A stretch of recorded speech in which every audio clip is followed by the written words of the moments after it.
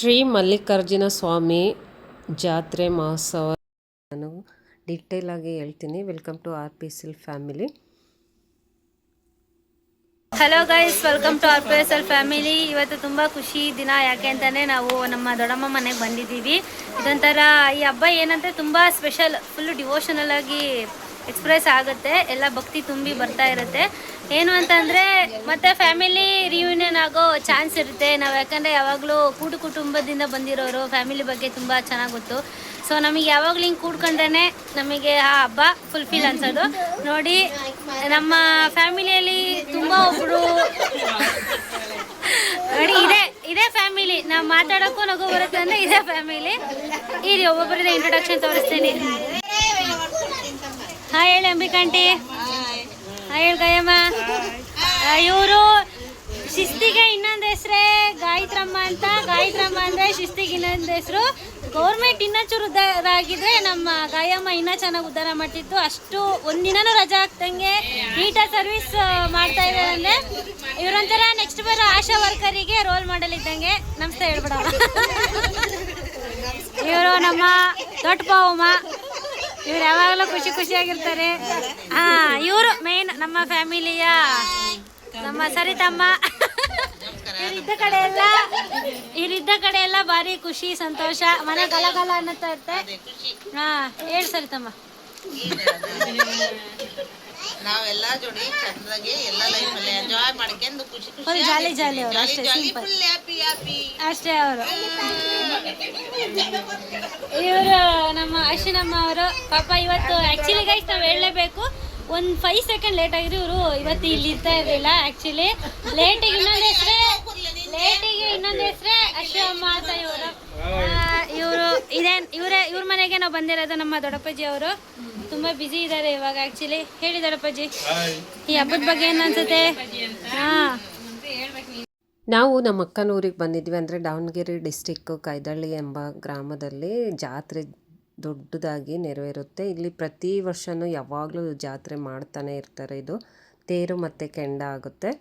ನಾವು ಈ ಸಲ ಹೋಗಿದ್ವಿ ತುಂಬ ವರ್ಷ ಆದಮೇಲೆ. ತುಂಬಾ ಚೆನ್ನಾಗಿತ್ತು. ಊರಲ್ಲೆಲ್ಲ ಡೆಕೋರೇಷನ್ ಚೆನ್ನಾಗಿ ಮಾಡಿದರು. ಲೈಟಿಂಗ್ ಸರಗಳು ಎಲ್ಲ ಬೀದಿಗಳಲ್ಲಿ ಮತ್ತು ಎಲ್ಲ ಕಡೆ ಈ ಥರ ಡೆಕೋರೇಷನ್ ಚೆನ್ನಾಗಿ ಮಾಡಿದರು. ಕಲರ್ಫುಲ್ಲಾಗಿ ಕಾಣಿಸ್ತಾ ಇತ್ತು. ಊರೆಲ್ಲ ತುಂಬ ದೊಡ್ಡ ಊರಾಗಿರೋದ್ರಿಂದ ಚೆನ್ನಾಗಿತ್ತು.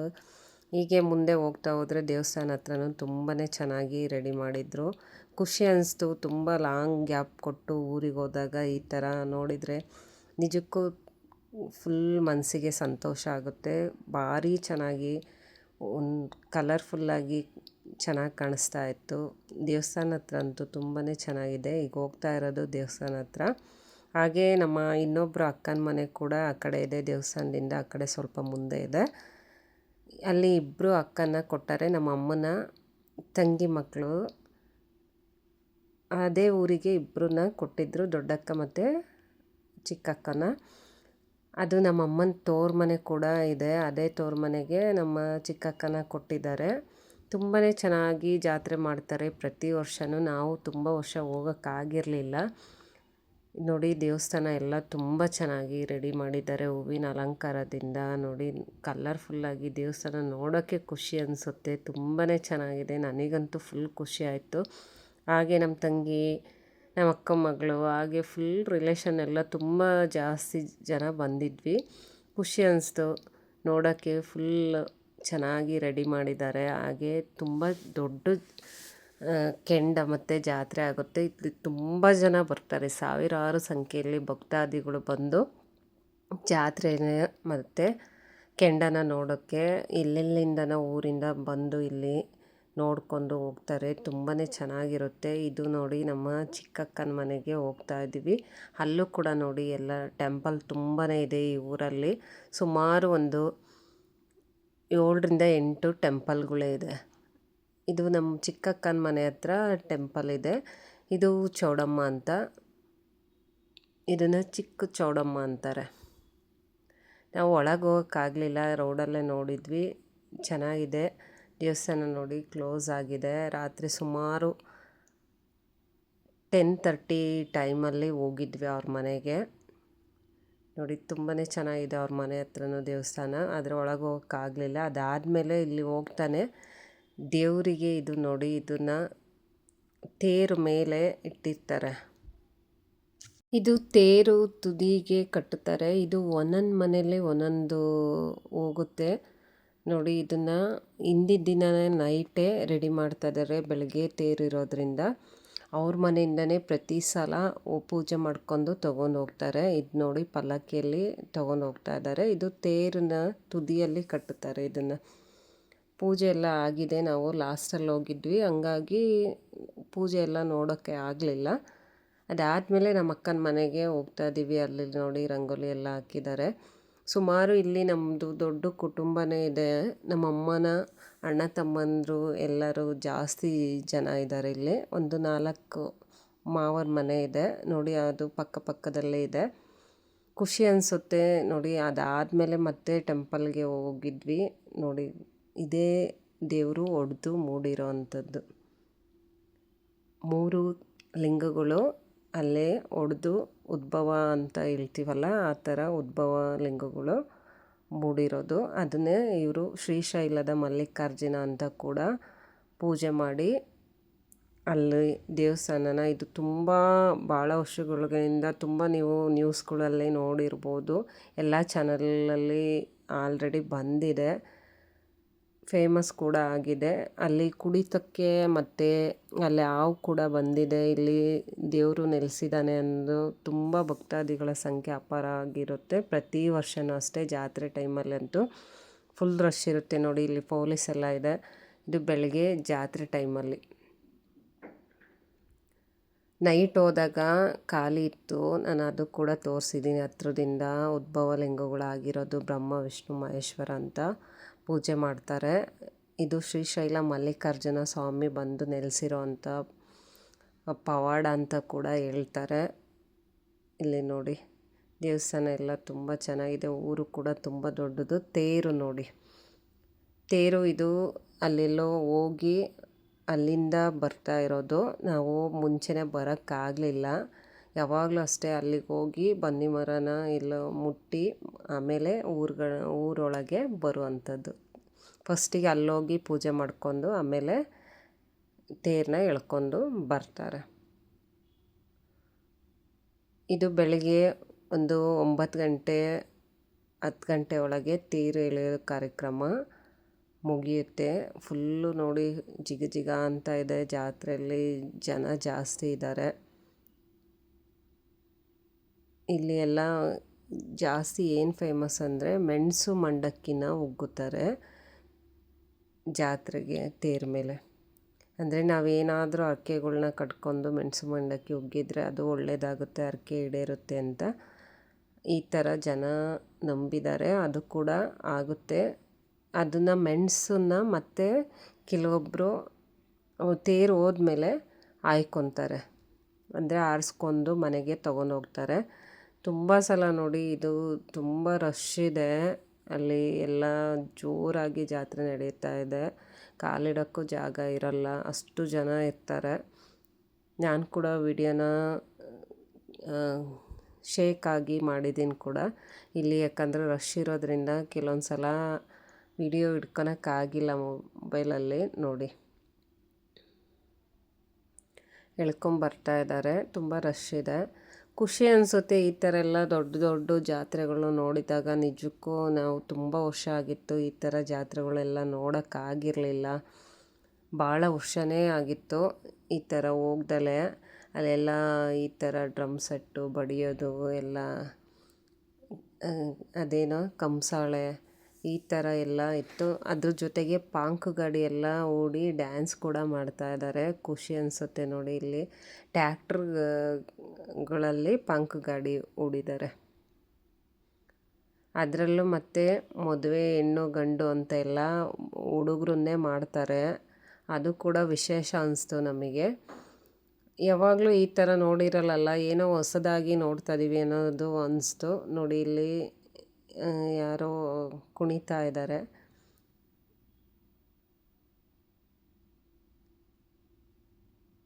ಇದೆಲ್ಲ ನೋಡಿ ಪಾಂಕು ಗಾಡಿಗಳು. ಅಂದರೆ ಅವಾಗಿ ಕಾಲ ಎತ್ತಿನ ಗಾಡಿಯಲ್ಲಿ ಪಾಂಕದ ಗಾಡಿ ನೋಡ್ತಾ ಇದ್ವಿ. ಈಗೆಲ್ಲ ಟ್ಯಾಕ್ಟರ್ ಮೂಲಕ ಪಾಂಕು ಗಾಡಿ ಅಂದರೆ ಡೆಕೋರೇಷನ್ ಟ್ಯಾಕ್ಟ್ರಿಗೆ ರೆಡಿ ಮಾಡ್ಕೊಂಡು, ಈಗ ಆಯುಧ ಪೂಜೆಲೆಲ್ಲ ರೆಡಿ ಮಾಡ್ಕೊತೀವಲ್ಲ ಅದೇ ಥರನೇ ಅದರಲ್ಲಿ ಬೆಲ್ಲದ ಪಾನಕ ನೋಡಿ, ಚೆಂಬುಗಳ್ನ ತಗೊಂಡೋಗಿ ಒಯ್ಸ್ಕೊತಾ ಇದ್ದಾರೆ. ಇದು ಬೆಲ್ಲದ ಪಾನಕನ ಇಸ್ಕೊಂಬರ್ತಾರೆ.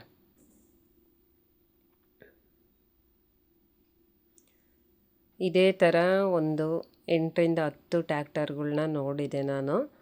ಏನೋ ಒಂಥರ ವಿಶೇಷ ಅನಿಸ್ತು ನನಗೂ. ಈ ಥರ ಯಾವುದು ಟ್ಯಾಕ್ಟರ್ಗಳಲ್ಲಿ ಈ ಥರ ಪಾನಕದ ತಗೊಂಡೋಗಿ ಹಂಚೋದು ನೋಡಿರಲಿಲ್ಲ. ಅದಾದಮೇಲೆ ನೋಡಿ ಸನ್ರೈಸ್ ಕೂಡ ಆಗ್ತಾಯಿದೆ. ಸೂರ್ಯ ಮುಳುಗೋ ಟೈಮಲ್ಲಿ ವಿಡಿಯೋ ಮಾಡಿರೋದು ತುಂಬ ಚೆನ್ನಾಗಿದೆ. ಇಲ್ಲಿ ನಮ್ಮ ಮಾವನ ಮನೆಗೆ ಹೋದಾಗ ಅಲ್ಲಿ ಮೇಲೆ ಹೋಗಿದ್ವಿ, ಆವಾಗ ವಿಡಿಯೋ ಮಾಡಿರೋದು ನೋಡಿ. ಅಲ್ಲಿ ವಾತಾವರಣ ತುಂಬಾ ಚೆನ್ನಾಗಿ ಅನಿಸುತ್ತೆ, ಖುಷಿ ಕೊಡುತ್ತೆ. ಏನೋ ಒಂಥರ ಮನಸ್ಸಿಗೆ ಸಮಾಧಾನ, ಸಂತೋಷ, ಖುಷಿ ಅನಿಸುತ್ತೆ. ನಾವೆಲ್ಲ ಸಿಟಿಯಾಗಿರ್ತೀವಿ, ನೋಡೋಕ್ಕಾಗ್ತಾ ಇರಲ್ಲ. ಈ ಥರ ತುಂಬ ದೊಡ್ಡೂರಲ್ಲಿ ನೋಡಿ ಯಾವ ಥರ ಎಲ್ಲ ಮನೆಗಳಿದೆ ನೋಡಿ. ಹಸಿರುವಾದಂಥ ವರ್ಣ, ಮರಗಳು, ಗಿಡಗಳು ನೋಡೋಕ್ಕೆ ಫುಲ್ ಖುಷಿ ಅನಿಸುತ್ತೆ ನೋಡಿ. ಜನ ಜಾತ್ರೆನೇ ಆಗೋಗಿದೆ, ಅಷ್ಟು ಜನ ಸೇರ್ತಾರೆ ಈ ಥರ ಜಾತ್ರೆ ಅಂದರೆ. ಪ್ರತಿ ವರ್ಷವೂ ಅಷ್ಟೇ, ಯಾವಾಗಲೂ ಜಾತ್ರೆ ಅಂದಾಗ ಈ ಥರ ಸುಮಾರು ಜನ. ಅಲ್ಲಿ ಪ್ರಸಾದ ಕೂಡ ಕೊಡ್ತಾರೆ ಅವತ್ತೇ ಅಂತಲ್ಲ, ಸೋಮವಾರ ಕೂಡ ಅಲ್ಲಿ ಯಾವಾಗಲೂ ಅಷ್ಟೇ ಪ್ರಸಾದನ ಮಾಡ್ತಾರೆ.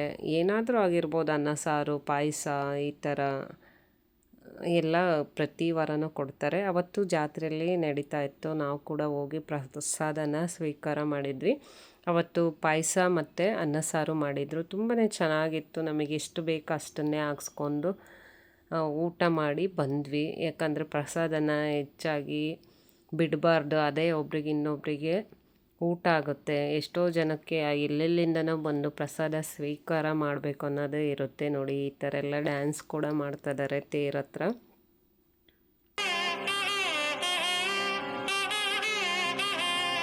ನೋಡಿ. ಆದರೂ ಎಷ್ಟು ಬಿಸಿಲಲ್ಲಿ ಕಾಯ್ತಾನೆ ಇದ್ದೀವಿ, ತುಂಬ ಕಷ್ಟ ಅನಿಸುತ್ತೆ. ಅದಾದಮೇಲೆ ಕೆಂಡ ಯಾರು ತುಳಿತಾರಪ್ಪ ಅನ್ನೋದು ತುಂಬ ಕ್ಯೂರಿಯಾಸಿಟಿ ಇತ್ತಂತೆ. ಅವರಲ್ಲಿ 2 ತಿಂಗಳಿಂದ ದೇವರು ಇಷ್ಟೇ ಸಲ ಕೇಳಿದರು, ಆದರೆ ದೇವರು ಹೇಳಿರಲಿಲ್ಲಂತೆ. ಅವತ್ತು ತೇರಾಗಿ ನೆಕ್ಸ್ಟು ಬೆಳಗಿನ ಜಾವ ಕೆಂಡ ಇತ್ತು, ಆವಾಗ ಮಾತ್ರ ಸೆಲೆಕ್ಟ್ ಮಾಡಿರೋದು ದೇವರು ಇಂಥವ್ರನ್ನೇ ಅಂತ. ಅದರಲ್ಲೂ ಪವಾಡ ಏನು ಅಂದರೆ, ಬೇರೆ ವಂಶದಲ್ಲಿ ಇರೋಂಥ ಅಜ್ಜ ಒಬ್ಬರು ತುಳಿತಾ ಇದ್ದರು. ಅವರಾದಮೇಲೆ ಅವ್ರ ಮೊಮ್ಮಕ್ಕಳಲ್ಲಿ ಯಾರನ್ನಾದ್ರೂ ತೊಗೊತಾರೆ ಅಂದರೆ, ಆ ದೊಡ್ಡ ಮೊಮ್ಮಕ್ಕಳನ್ನ ಬಿಟ್ಟು ಮನೇಲಿರೋ ಅಂಥ ಮಗುನ ಅಂದರೆ SLC 15 ವರ್ಷದ ಹುಡುಗನ್ನ, ಬಾಲಕನ ಮನೇಲಿ ಮೊಬೈಲ್ ನೋಡ್ಕೊತ ಕೂತಿರೋ ಹುಡುಗನ್ನ ಹೋಗಿ ದೇವರು ಕರ್ಕೊಂಬಂದಿದೆ. ಅಂದರೆ ಇವ್ರ ಅಣ್ಣ ತಮ್ಮರನ್ನ ಬಿಟ್ಟು ಈ ಬಾಲಕನ ತಗೊಂಡು ಇವನೇ ಕೆಂಡ ತುಳಿಬೇಕು ಅಂತ ದೇವರು ತೋರಿಸಿ, ಅವತ್ತು ಫುಲ್ಲು ದೇವ್ರಿಗೆ ಏನು ಅಭಿಷೇಕ ಮಾಡಿ ಪೂಜೆ ಮಾಡ್ತಾರೆ ಅದೇ ಥರ ಈ ಬಾಲಕನಿಗೂ ಅಭಿಷೇಕ ಮಾಡಿ ಪೂರ್ತಿಯಾಗಿ ಸ್ನಾನ ಮಾಡಿಸ್ಕೊಂಡು ಕರ್ಕೊಂಡು ಬರ್ತಾಯಿದ್ದಾರೆ. ಅದು ಅಜ್ಜಯ್ಯ ಗುಡಿ ಅಂತ. ಅಲ್ಲಿ ಅವರು ತಾತ ಮುತ್ತಾತ ಐಕ್ಯ ಆಗಿದ್ರಂತೆ ಜೀವಂತ. ಅಲ್ಲಿ ಎಲ್ಲ ದಿನ ಪೂಜೆ ನಡೀತಾ ಇರುತ್ತಂತೆ. ಅಲ್ಲಿ ಹೋಗಿ ಈ ಥರ ಸ್ನಾನ ಮಾಡಿಸ್ಕೊಂಡು ಅಭಿಷೇಕ ಮಾಡಿಕೊಂಡು ಎಲ್ಲ ಕರ್ಕೊಂಡು ಬರ್ತಾಯಿದ್ದಾರೆ. ಇದು ನೈಟು ಕೆಂಡ ಆಗ್ತಾ ಇರೋದು. ನಾನು ಫುಲ್ಲು ಡೀಟೇಲ್ಸ್ ಜಾಸ್ತಿ ಕೊಡೋಕ್ಕಾಗಿಲ್ಲ, ಯಾಕಂದರೆ ತುಂಬಾ ಜಾಸ್ತಿ ವಿಡಿಯೋ ಲೆಂತಿ ಆದರೆ ನೋಡೋಕ್ಕೂ ಕಷ್ಟ ಆಗುತ್ತೆ. ಇದು ನೋಡಿ, ಸೌದೆಗಳು ಎಷ್ಟು ಮರ ತುಂಡುಗಳನ್ನೆಲ್ಲ ಹಾಕಿ ಸುಡ್ತಾ ಇದ್ದಾರೆ. ಈ ವರ್ಷದ ನೋಡಿ, ಅವರು ತಾತ 68 ವರ್ಷದಿಂದ ತುಳ್ಕೊಂಬಂದಿದ್ರು. ಲಾಸ್ಟ್ ಇಯರ್ ತೀರ್ಕೊಂಡ್ರು ಕೆಂಡ ಆಗಿ 1-2-3 ತಿಂಗಳಾದಮೇಲೆ. ಈ ವರ್ಷ ನೋಡಿ ಸೌದೆಗಳನ್ನ ತುಂಬ ಹಾಕಿದ್ದಾರೆ. ಕೆಂಡ ಪೂರ್ತಿಯಾಗಿ ಹುರಿದಿರೋದು ಕೂಡ ತೋರಿಸಿದ್ದೀನಿ ನಾನು, ಪೂಜೆ ಮಾಡಿ ಸುಡುವುದರಿಂದ ಹಿಡಿದು ಎಷ್ಟು ಹೈಟಿಗೆ ಹಾಕಿದ್ರು. ಆಮೇಲೆ ಕೆಂಡ ಎಷ್ಟು ಅಲ್ಲಿ ಗುಂಡಿನ ತೋಡ್ಬಿಟ್ಟು ಹಾಕಿದ್ದಾರೆ. ಪ್ರತಿ ವರ್ಷ ಇದೇ ಪ್ಲೇಸಲ್ಲಿ ತುಳಿಬೇಕಂತ ಇರುತ್ತೆ. ದೇವರ ಮುಂದೆನೇ ನೋಡಿ, ದೇವಸ್ಥಾನ ಮುಂದೆ ಆ ಪ್ಲೇಸಲ್ಲಿ ಪ್ರತಿ ವರ್ಷ ಹಾಕ್ತಾರೆ. ಆಮೇಲೆ ತುಂಬ ಹೈಟಲ್ಲಿ ಹಾಕಿರ್ತಾರೆ.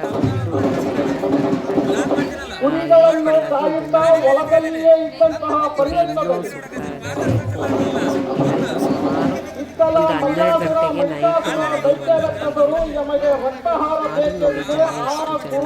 ಗಂಟೆಗೆ ನೈಟ್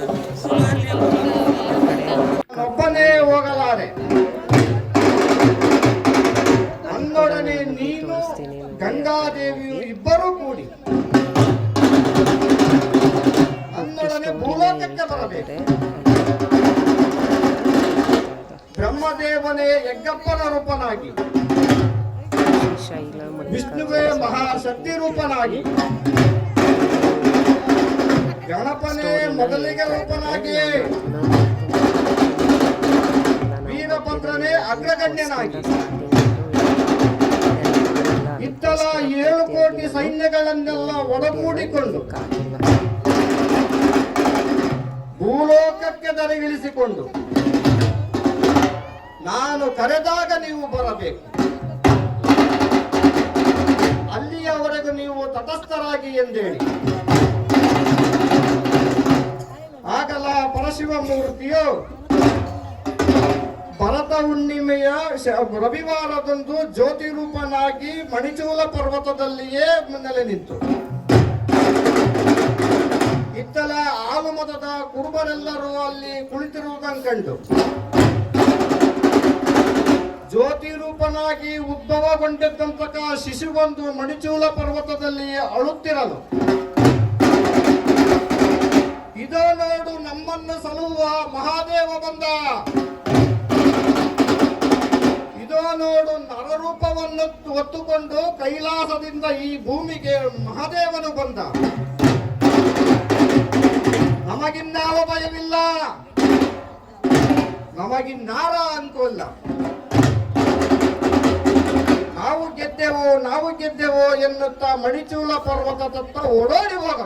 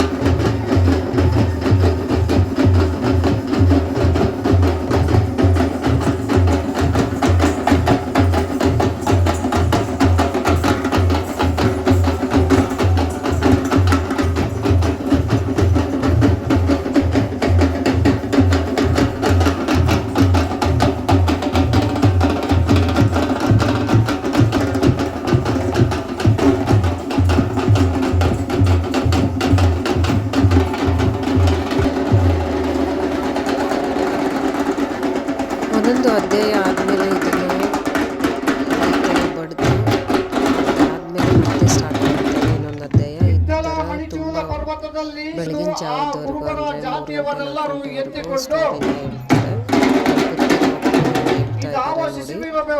ಇದೇ ಥರ ಕಂಟಿನ್ಯೂ ಮಾಡ್ತಿದ್ದಾರೆ. ಯೋಚಿಸುತ್ತಿರುವಾಗ ಅಲ್ಲಿಗೆ ಋಷಿಮುನಿಗಳು ಪ್ರತ್ಯಕ್ಷವಾಗಿ ಕುರುಬರ ಜಾತಿಯ ಆಲುಮತದ ಸರ್ವಾಲಯ ನೀವು ಕೇಳಿರಿ, ನೀವು ಬೇಡಿದ ಹಾಗೆಯೇ ಭಗವಂತನು ನಿಮ್ಮ ಜನ್ಮದಲ್ಲಿಯೇ ಉದ್ಧಾರಕ್ಕಾಗಿ ಈ ಶಿಶುವಿನ ರೂಪದಲ್ಲಿಯೇ ನಿಮ್ಮ ದಡ್ಡಿಯಲ್ಲಿಯೇ ಬೆಳೆದು ದೊಡ್ಡವನಾಗುವನು. ನೀವು ಇವನನ್ನು ಲಾಲನೆ ಪಾಲನೆ ಮಾಡುತ್ತಾ ಇವನು ದೊಡ್ಡವನಾಗುವ ತನಕ ಇವನನ್ನು ಕೈ ಹಿಡಿದು ಕಾಪಾಡಿ, ಅವನ ಕಾಪಾಡುವ. ಆಗಲ ಆಲುಮತದ ಜನರೆಲ್ಲರೂ ಕೇಳಿದಾಗ ಪ್ರತಿ ಸಲ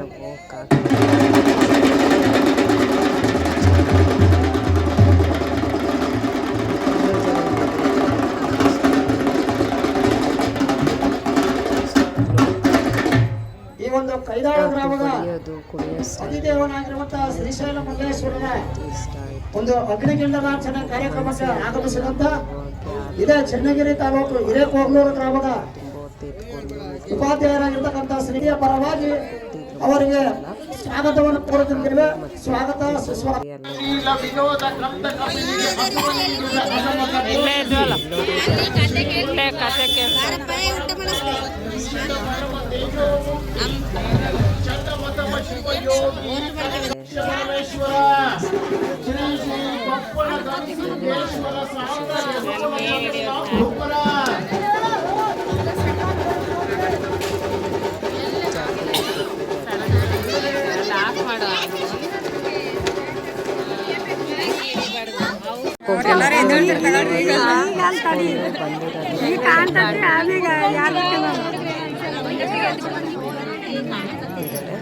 ಇದು ಕೆಂಡ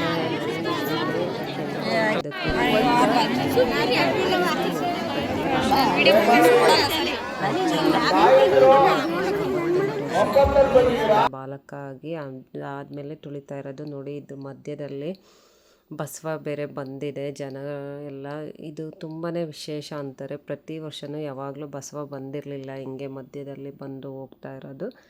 ಇದು 2ನೇ ಸಲ ಬಂದು ಹೋಗ್ತಾ ಇರೋದು. ಇದು ತುಂಬಾ ಒಳ್ಳೆಯದು ಅಂತಾರೆ ನೋಡಿ. ಇದನ್ನು ಕಾಯಿ ಹಾಕೋದಕ್ಕೆ ಒಂದೊತ್ತು ಉಪವಾಸದಿಂದ ಕೂತಿದ್ದಾರೆ ತುಂಬ ಜನ. ಅಂದರೆ ಅವತ್ತು ಒನ್ ಡೇ ಪೂರ್ತಿ ಏನು ತಿನ್ನಂಗಿಲ್ಲ. ಅಂದರೆ ಹಾಲು ಅಥವಾ ಹಣ್ಣು ಈ ಥರ ತಿನ್ಬೋದು. ಅಡುಗೆ ಮಾಡಿರೋದು ಬೇಯಿಸಿರೋ ಆಹಾರ ಏನು ತಿನ್ನಂಗಿಲ್ಲ. ಇದರಲ್ಲಿ ನಮ್ಮ ಅಕ್ಕನ ಮಗಳು, ದೊಡ್ಡಕ್ಕನ ಮಗಳು ಮತ್ತು ನಮ್ಮ ಮನೆಯವ್ರು ಕೂಡ ಕಾಯಿ ಹಾಕ್ತಾಯಿದ್ರು ಕೆಂಡಕ್ಕೆ.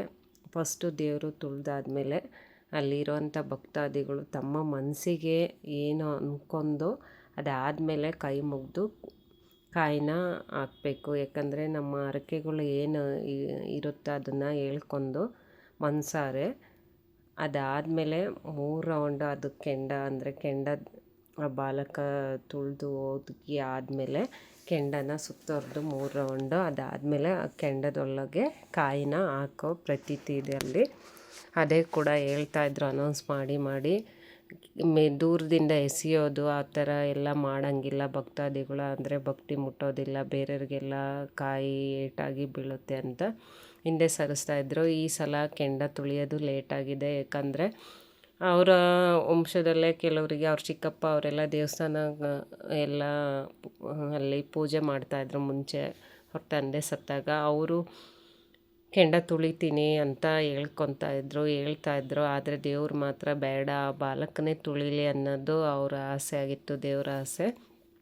ಆದರೆ ಅವ್ರ ಮನೇಲೆಲ್ಲರಿಗೂ ಇದು ಫಸ್ಟಿನ ವರ್ಷ, ಅದು ದಿಢೀರಂತ ಈ ಕೆಂಡ ಮೇಲೆ ಕಾಲಿಡಬೇಕು ಅಂದರೆ ಎಷ್ಟು ಆತಂಕ ಭಯ ಇದ್ದೇ ಇರುತ್ತೆ ಅಲ್ವ. ನಮಗೆ ಕೂಡ ಹಂಗೆ ಕ್ಯೂರಿಯಾಸಿಟಿ ಜನಕ್ಕೆಲ್ಲ. ಅಯ್ಯೋ ದೇವರು ಯಾವ ಥರ ಅಂದರೆ ನಂಬಕ್ಕೆ ಆಗಿಲ್ಲ, ಹುಡುಗ ತುಳಿಯುತ್ತೋ ತುಳಿಯಲ್ಲ ಅನ್ನೋದು ತುಂಬ ಜನದಲ್ಲಿ ಆತಂಕ ಇತ್ತು. ಯಾಕಂದರೆ ಪ್ರತಿ ವರ್ಷ ಅವ್ರ ಅಜ್ಜ ತುಳಿತಾಯಿದ್ರು, ಅವ್ರಿಗೊಂದು ಅನುಭವ ಆಗಿತ್ತು. ಇದು ದಿಢೀರಂತ ಅಂದರೆ 1 ತಿಂಗಳು ಮುಂಚೆ ಅಲ್ಲ, 1 ವಾರ ಮುಂಚೆ ಅಲ್ಲ, ಅವತ್ತು ಹಿಂದಿನ ದಿನ ಆಯ್ಕೆ ಮಾಡಿರೋದು ಈ ಬಾಲಕನ್ನ.